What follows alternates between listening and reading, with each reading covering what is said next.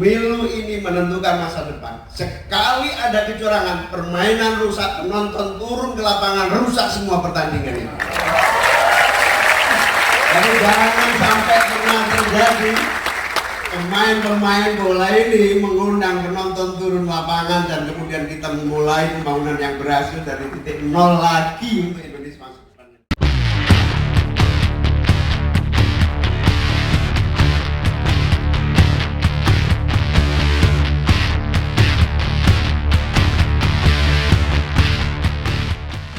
Mata Najwa, calon Presiden Republik Indonesia sudah hadir di Mata Najwa. Anies Baswedan, Ganjar Pranowo, dan Prabowo Subianto. Untuk 3 calon wakil presiden, calon presiden Republik Indonesia yang akan bergabung bersama dengan para calon wakil presidennya. Sekali lagi dong, tepuk tangan yang kencang sekali, luar biasa. Mas Anies Baswedan. Mas Anies, apa kabar? Selamat malam. Silakan Mas Anies. Bapak Prabowo Subianto. Selamat malam. Assalamualaikum Bapak. Terima kasih banyak sudah hadir. Mas Ganjar Pranowo. Terima kasih.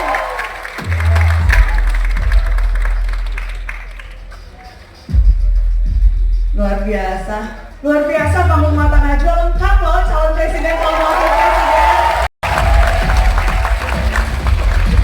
Silakan Bapak berdua di sini. Sekali lagi dong, ini soalnya banyak yang pakai instastory nih, aku yakin jadi tepuk tangannya nggak kencang. Kalau ditaruh seperti kalau waktu di Coldplay suruh taruh dulu baru tepuk tangan yang kencang. Sekali lagi dong tepuk tangan untuk semua.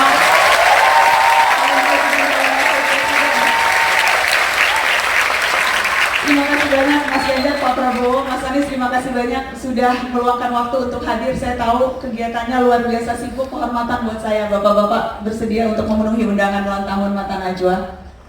Dan rasa-rasanya sebetulnya waktu untuk duduk seperti ini bersama pasangan kan jarang ya, karena sama-sama sibuk. Kapan Mas Ganjar terakhir duduk bersama? Jangan-jangan tak pernah ketemunya di Mata Najwa? Iya, jarang. Saya lihat Pak Mahfud cuma di TV. Di medsos baru tadi ketemu. Aduh Pak, di Madura rame amat. Iya, nama juga pulang kampung gitu kan. Tapi ya di Mata Najwa bisa bertemu semuanya. Terima kasih, terima kasih. Mas Anies, kapan Mas terakhir kali duduk berdampingan Mas? Oh, kalau kita sering, mungkin 2 hari sekali kita ketemu, acara-acara juga kita sering banyak bareng, dan komunikasi, WA-an, teleponan, jalan terus. Jadi kalau barengan lumayan sering, dan sering acara-acara keliling juga masih sering sama-sama. Jadi tapi kumpul bareng begini, nah ini baru Mata Najwa yang bisa bikin begini. Alhamdulillah. Bapak Prabowo, sehat Bapak? Terima kasih. Bapak kapan terakhir kali duduk bersama Mas Gibran? Acara KPU atau sebelumnya sempat? Saya kira waktu itu ya, tanggal pengundian nomor. Pengundian nomor? Iya, tanggal kemarin itu ya. 14 ya. Tanggal 14. Pak, apa hal-hal baru yang kemudian Bapak baru, wah ternyata Mas Gibran seperti ini orangnya, baru tahu setelah sering bertemu atau sering ngobrol, yang tidak disangka-sangka dari pasangan Bapak? Yes. Saya terkesan, tapi sebetulnya tidak perlu terlalu kaget karena beliau anak muda, jadi sangat dinamis, fisiknya kuat, mau belusukan kemana-mana, ya kan? Energinya luar biasa, jadi saya itu sangat terbantu. Jadi bagi tugasnya enak ya Pak? Berbagi tugasnya enak? Berbagi tugasnya enak, Oh. enak sekali. Jadi Mas Gibran bagian apa Mas? Mas Gibran bagian apa biasanya dengan Pak Prabowo bagi tugasnya? Ya kami kalau ke suatu tempat atau belusukan ya, kita kan lagi sering belusukan nih, jarang berdua. Jadi kita bagi tugas di beberapa wilayah biar lebih efektif. Kalau saya yang lebih ke daerah-daerah, door to door, turun ke pasar dan lain-lain, dan kita juga lebih banyak ketemu anak-anak muda. Jadi itu yang kita sasar selama ini. Pembagiannya? Lebih ke anak muda ya? Ya, anak-anak muda. Oke. Pak Mahfud? Kalau saya yang setengah muda. Setengah muda, yang ini lebih muda. Mas Ganjar, apa yang tidak disangka-sangka dari pasangan Anda yang baru ketahuan sekarang setelah intens berhubungan? Ternyata Pak Mahfud lincah. Iya Pak, beliau masih jadi Menko, saya bagi tugas keliling kemana. Mas Ganjar saya besok berangkat ke sana. Wih, gas malah. Itu kelincahan beliau, energi. Saya melihat beliau agak ngantuk kalau pas nggak ditanyain apa-apa, dia duduk begitu. Tapi kalau pas kita mau bagi kerja, wow, energi. Energi. Iya. Mas Anies, semuanya sudah tahu atau ada yang bikin kaget? Ada yang bikin kaget nggak dari sosok di samping Anda?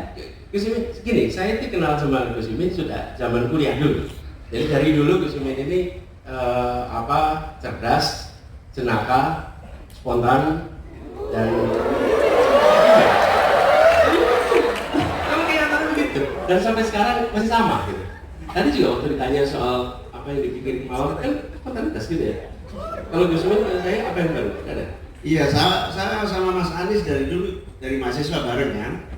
Jadi ya serius orangnya, kemudian kalau bicara ilmiah, yang baru dari dia ini akhir-akhir ini baru tahu penggemarnya banyak ibu-ibu. Itu yang bisa bahaya sebetulnya, itu yang bisa bahaya. Bapak-bapak, malam ini 13 tahun Mata Najwa. Kita ingin mendorong agar anak-anak muda, agar semua sesungguhnya mau bergerak sehingga membawa dampak. Dan saya ingin tanyakan, kalau kita kilas balik 13 tahun yang lalu, catatan saya misalnya, Mas Anies 13 tahun yang lalu rektor, kemudian inisiator Indonesia Mengajar. Pak Prabowo 13 tahun yang lalu sudah mendirikan partai politik, dan Bapak juga sempat maju di Pilpres waktu itu. Dan Mas Ganjar berkiprah di DPR. Saat ini zaman berubah, situasi berubah. Apa yang relevan dilakukan hari-hari ini untuk anak-anak muda, untuk semua kalangan, agar mereka juga bisa berdampak dan bergerak? Mas Ganjar dulu, Mas. Mengajak mereka terlibat. Bahasa saya melamar anak muda untuk bisa terlibat karena mereka unik. Hidup di era yang serba berputar cepat, penuh dengan instrumen yang menarik seperti dunia digital, dan menentukan masa depannya. Setidaknya banyak sekali masukan dari kawan-kawan muda soal kreativitas, soal akses, mereka yang anak muda dan perempuan, apalagi yang di desa. Kami anak muda loh, milenial, Gen Z dan sebagainya, tapi akses kami tidak sama dengan yang ada di kota.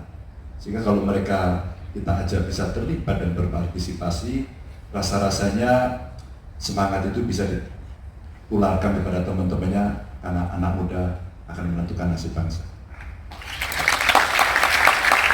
Pak Prabowo, yang jelas kan memang pemilih muda itu Pak akan mendominasi di Pilpres 2024, lebih dari 50%. Bagaimana meyakinkan bahwa mereka adalah suara penentu? Karena kalau sekarang misalnya ada yang bilang golput saja, dan golput kan itu sesuatu yang apakah memang memilih untuk tidak memilih itu sah saja dilakukan kan? Apa yang kemudian bisa meyakinkan orang secara umum suaranya masih berharga untuk digunakan di pemilu nanti, Pak Prabowo? Ya, jadi kecenderungan golput itu sebetulnya adalah menurut saya suatu sikap menyerah, suatu sikap tidak peduli, dan ini terjadi di banyak negara. Bahkan kalau tidak salah di Amerika Serikat 50% tidak mau pilih, sampai 50%. Nah, kalau saya selalu ingin yakinkan setiap warga negara bahwa nasib Anda ditentukan di beberapa menit di TPS. Sekali dalam 5 tahun seluruh rakyat Indonesia itu sama, ya, kekuasaannya sama. Tidak ada jenderal, tidak ada petani, tidak ada orang kaya, tidak ada orang miskin. Satu orang satu suara sekali 5 tahun. Jadi kalau tidak dimanfaatkan, ya itu sangat-sangat sayang. Dan saya selalu katakan bahwa kalau kita ingin merubah, kalau kita ingin memperbaiki nasib, gunakanlah hak pilih. Saya kira itu. Baik. Mas Anies, bagaimana Mas? Meyakinkan? Sama saja milih atau tidak milih? Meneruskan apa yang disampaikan tadi. Ketika kita memutuskan untuk melakukan pemilu, maka yang dihitung adalah suara yang memilih. Mereka yang tidak datang tidak diperhitungkan suaranya. Jadi kalau sebuah pemilu yang datang hanya 40%, yang 60% tidak memilih, tidak kemudian pemilunya batal. Keputusannya ditentukan oleh 40%. Sekarang pilihannya, kita mau menjadi yang menentukan atau kita mau menjadi yang hanya menonton keputusan. Menurut saya, pilih yang menentukan. Pilih yang menentukan. Kalau golput itu dihitung, nah baru golput itu menjadi perhatian. Misalnya 60% nggak ikut, yang datang hanya 40%, kemudian pemilunya batal. Nah, golput baru menjadi pilihan itu. Tapi kalau itu tidak jadi pilihan, mengapa kita jadi penonton? Apalagi anak muda. Ada soal pengangguran, ada soal biaya sekolah yang mahal, biaya pendidikan yang tinggi. Kenapa kita memdiamkan? Lihat siapa yang membawa ide-ide itu, lihat siapa yang punya kaitan dengan anak muda, lalu ambil pilihannya. Jangan jadi penonton dan jadi golput, karena tidak dihitung suaranya. Kita lihat pilkada-pilkada pemilu yang partisipasi hanya 40%, siapapun yang tertinggi di antara 40%, itulah yang menentukan masa depan kita. Jadi untuk itu saya katakan, daripada menonton, ambil sikap, datang, memilih, dan menentukan masa depan. Terima kasih. Ada satu kejutan lagi. Jadi ternyata saya juga baru tahu ketiga pasang capres-cawapres kita itu punya bakat yang luar biasa. Dan ada buktinya. Seorang musik komposer menemukan video 3 pasang capres dan cawapres ini menjadi semacam boy band, teman-teman. Ada videonya, kita saksikan dulu yang ini.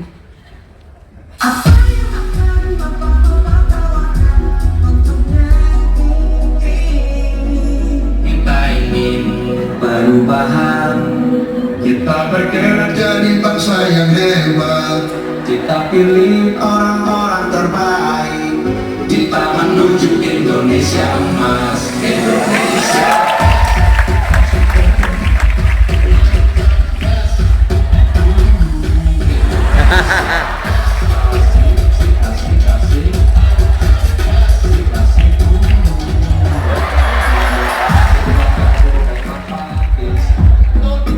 Mari kita bersuara.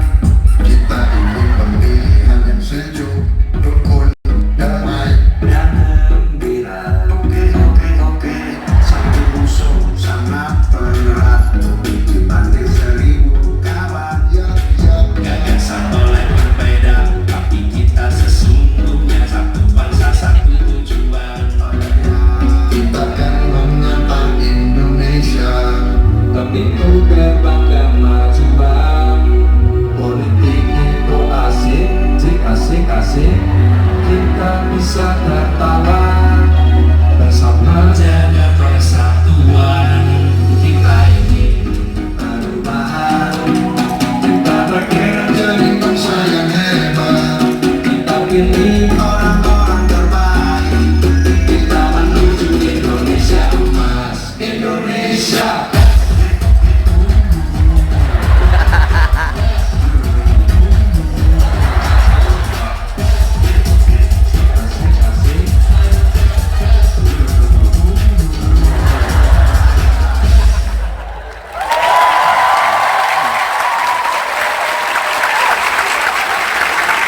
Mantap, guys. Dan yang paling ikonik itu tunggu-tunggunya Pak Prabowo. Paling ikonik itu tadi video speech composing dari Eka Gustiwana. Terima kasih. Saya mau minta tanggapan itu tadi, politik riang gembira. Itu mungkin tidak ya Mas Ganjar dalam realitanya? Politik itu asik masa sih? Kalau kemudian yang memberikan contoh asik, bawahnya asik juga. Kalau contoh yang di elitnya tidak asik, bawahnya bisa tidak asik. Dan kontrol itu juga mesti dilakukan terus-menerus, saling mengingatkan. Jadi kalau di antara kita saling mengingatkan, atau barangkali ada kritik di antara kita, yang gak usah baper. Gak baper, ditambah ekspresinya tidak menyenangkan, turunannya bisa dipersepsikan lain. Sehingga kalau kita memberikan pendidikan politik kepada mereka untuk mau terlibat, katakan, yuk kita ikut yuk, kita dorong program yang kamu inginkan, caranya mencapai seperti ini, maka rasa-rasanya akan mengasihkan. Apalagi kalau bawa nilai seni budaya kayak tadi itu loh. Itu jadi menyenangkan. Gus Imin, apa asiknya politik? Anda jadi politisi sudah sejak muda dulu. Apa asiknya politik? Ya, politik itu ya kayak kita bernafas dengan oksigen ini. Jadi pasti kebutuhan hidup. Tidak mungkin kita hidup tanpa oksigen. Tidak mungkin kita hidup tanpa politik. Sehingga kalau di politik itu menjadi bagian dari nafas kita sehari-hari. Nah, kalau kemudian ada yang kompetisi, ada yang merasa panas, ada yang merasa dicurangi, ada yang merasa sportif, itu sama, itu bagian dari pertunjukan-pertunjukan yang asik yang harusnya rakyat menonton itu seperti pertandingan sepak bola saja. Lihat aja dengan penuh keindahan, mana yang seninya oke atau tidak gitu. Dan yang paling penting adalah, yang paling asik adalah Pak Mahfud ikut perubahan. Itu kan asik itu tadi kira-kira. Saya kemarin nggak sadar ngomong kemajuan, gitu. Kalau sama asik gitu. Dan sebetulnya juga ini, anak. Kalau kita lihat menyenangkan, lihat kita semua yang nyiapin banner, pada nyiapin kaos, bikin sablon, motornya disiapin. Itu karena suasana yang gembira di situ.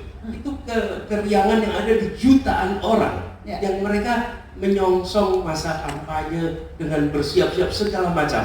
Jadi sesungguhnya ada keriangan yang luar biasa, tapi kadang-kadang kita fokus kepada ketegangan. Padahal di luar sana ada jutaan yang merayakan suasana politik ini dengan keriangan. Itu yang harusnya kita tonjolkan juga. Itu yang harus kita soroti pada saat merayakan keriaan itu.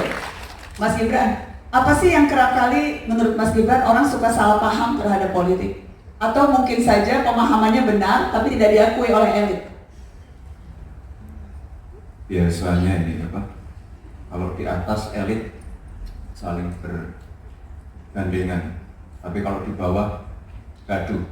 Apalagi kalau di sosmed, ini harus kita ubah, Mbak. Jadi seperti apa yang disampaikan Pak Anies tadi, jadi politik itu dibikin asik, dibikin riang gembira. Anak-anak muda jangan dipertontonkan yang buruk-buruk, nanti jadi tambah apatis, jadi pengen golput. Ini jangan sampai. Makanya tadi Pak Ganjar bilang, ayo anak muda kita libatkan. Saya juga anak muda, saya juga ingin melibatkan anak muda lebih banyak lagi untuk berpartisipasi. Karena sekarang Pak Prabowo sudah memberi kesempatan saya untuk menjadi cawapres. Jadi kita ingin politik itu dibikin santai, dibikin riang gembira. Kalau di sosmed, ya kalau bisa jangan ada bulian-bulian lah. Meskipun kadang-kadang bulian-bulian itu juga seru. Karena saya memanfaatkan itu juga. Tapi yang jelas kita pengen anak-anak muda jangan sampai apatis, jangan sampai kapok, jangan sampai tidak mau ke TPS, jangan sampai antipati. Kita pengen ya politik itu dibawa gembira. Karena sekali lagi waktu di Mata Naswa yang paling pertama, saya kan sangat-sangat anti politik, Pak. Tapi ternyata setelah saya terjun, saya bisa punya banyak teman, banyak koneksi. Networking saya jadi luas. Yang dulu saya hanya bisa menyentuh 100 orang, sekarang bisa menyentuh ribuan orang. Karena saya baru merasakan belusukan di luar Jawa dan ternyata itu menyenangkan sekali. Meskipun banyak keluhan, meskipun banyak komplain, meskipun banyak cibiran-cibiran, tapi itu saya tampung semua karena itu menjadi kekuatan tersendiri untuk saya dan Pak Prabowo.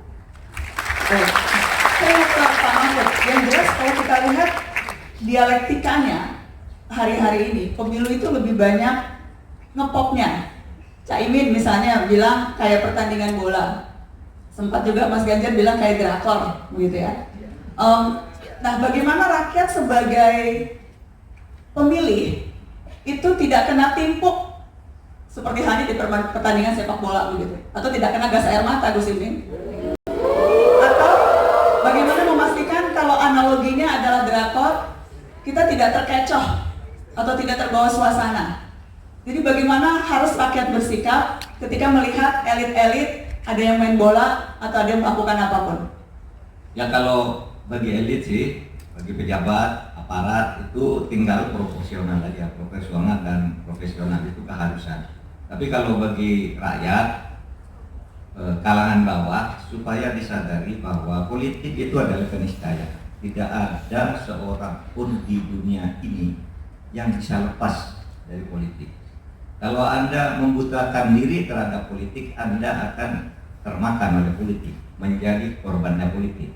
Oleh sebab itu tinggal memposisikan apakah Anda ingin menjadi pemain yang baik atau menjadi pengikut politik yang baik dengan memberikan suara, memberikan kritik, tergantung posisinya. Seperti Najwa orang bilang seorang jurnalis, tapi sebenarnya dia politikus juga dalam arti selalu membuat pernyataan-pernyataan untuk mengarahkan perjalanan politik. Protes itu kan juga politik yang dilakukan oleh wartawan, ya, oleh buruh dan sebagainya itu politik semuanya. Karena politik itu kan artinya organisasi negara dan kita tidak bisa lepas dari organisasi negara. Oleh sebab itu jangan apatis, ikut di posisi apapun, dari posisi yang berbeda juga boleh. Pak Prabowo, kita kasih tepuk tangan dulu dong untuk Pak Mahfud. Bapak, idealnya seperti itu, politik asik, politik yang membawa kegembiraan, tapi kenyataannya kan kontestasi pasti ada persaingan, Pak. Di kontestasi justru kita mau ada perbedaan supaya orang bisa melihat mana yang lebih cocok, mana gagasan yang lebih ideal ditawarkan menurut persepsi masing-masing. Bagaimana mencari keseimbangan itu? Kita nggak mau semuanya sama, harus ada bedanya dong. Tapi bagaimana di tengah perbedaan itu juga tidak kemudian membuat kita saling sensi satu sama lain. Mencari keseimbangan itu, Pak. Berbeda tapi tetap tidak saling melukai. Ya, jadi saya kira bahwa sebagai pimpinan politik kita harus semakin hati-hati, ya, karena kalau di atas itu kelihatan istilahnya tidak sejuk, di bawah itu bisa lebih tidak sejuk. Jadi benar bahwa dalam demokrasi kita harus adu gagasan, harus adu program. Apa gagasan itu? Apa program itu? Yaitu program yang bisa mengatasi kesulitan rakyat sekarang. Ini yang ditunggu oleh rakyat. Ini yang ditunggu oleh anak-anak muda, karena anak-anak muda ini sangat berkepentingan dengan masa depan, karena masa depan itu milik mereka. Jadi mereka berkepentingan dengan pekerjaan, mereka berkepentingan dengan nanti penghasilan mereka, mereka berkepentingan dengan mutu pendidikan.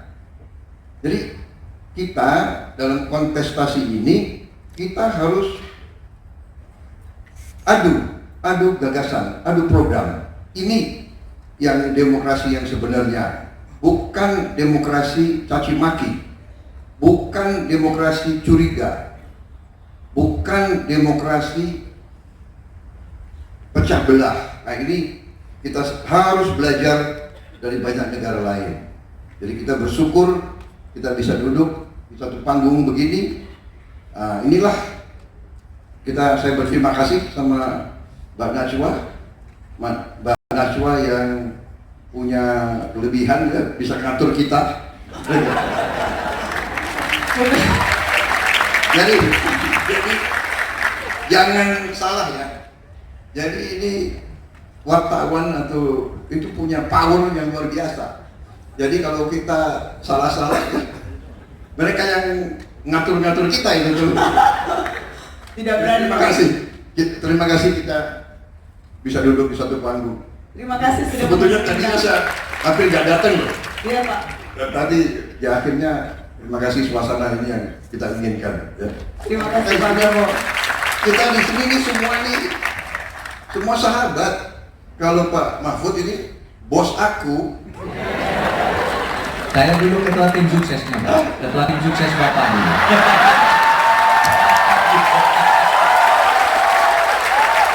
Dulu ketua tim sukses Bapak saya tahun 2014 ya kan Pak? Ketua tim pemenangan dulu. Iya Bapak. Iya saya. Jadi sangat apa ya kan? sangat nggak ada masalah.